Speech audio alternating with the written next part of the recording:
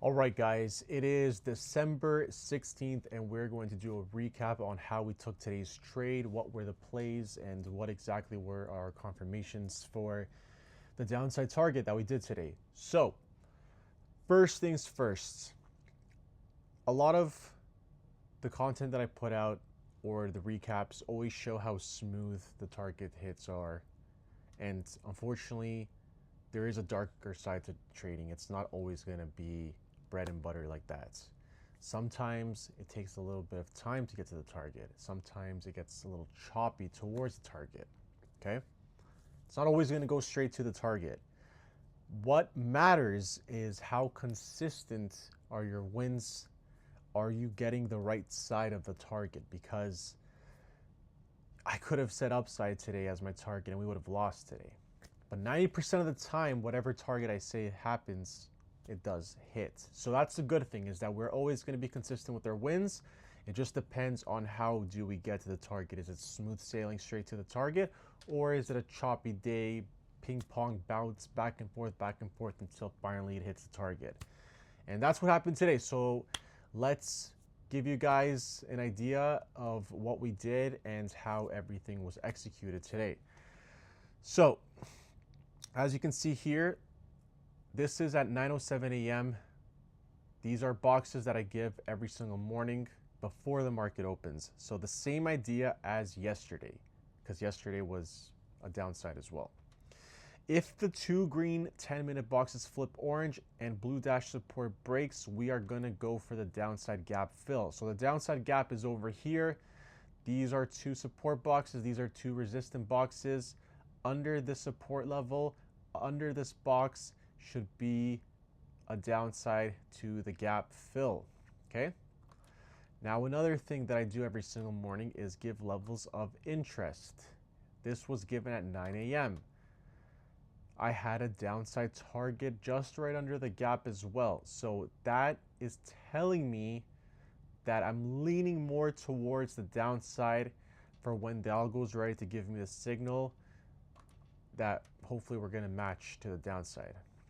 So now let's go to the commentary. So 10-minute box break plus under blue dash equals downside gap to be next. So that was at 10:26, okay? I'm telling you in advance that if we're going under here, we're going to go down here as well. Now the problem is today was not actually the algo itself giving us a direction, because we have something called 2-in-1. So a 2-in-1 is basically when you get two signals per day, and instead of both of the signals matching the direction and the targets, they're actually going against each other. So one signal saying upside, one signal saying downside, and those are conflicting to each other's directions. So I tend to ignore those days, and we go to our second strategy, which is the box break strategy, and of course my own technical analysis that I've been eyeing for this gap fill to the downside. So we're going to play this, okay? Going on to the next. Okay? Boom, we're going to the gap. Now here's where it gets important, okay? Look how much effort has been made to go to this gap, okay? We're not even that far. We're just maybe like what? 20 cents away from the fill? Actually, no, sorry. A little more than that. But it's not like we've been going up all day where we can forget about the gap. We've put in the effort to go down to the gap, okay? So if there is a reversal to appear, that tells me that we will be retesting to go back to the gap later on in the day. So now here is the second attempt. So we bounced right back up. Now remember, I told you about the 10-minute box break, okay? That is a support box. So when the support breaks, it becomes a resistance. This box now has to act as resistance. So every time we bounce back up, I want it to reject us back down. So here we're going back down. We bounced back up again, broke trend line, going back down, okay? So look how many times it's retested this box. It's gonna have to just let it go and hit. And boom, boom, boom. There we go. This is now making a new low. We're way too close to the gap to not hit.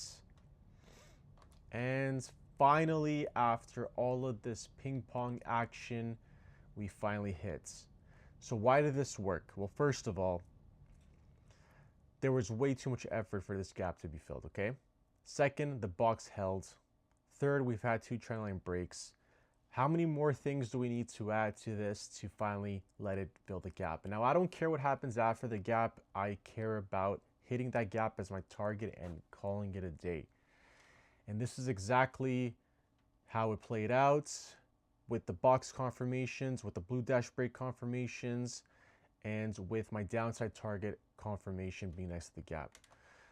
So yeah, perfect example on a day that's not smooth sailing, not straight to the targets, but instead a lot of chop happening. And that's the reality of trading. Sometimes it's going to be like that, but you guys just got to be on the right side, because I could have been playing the upside the whole time and have today as a loss.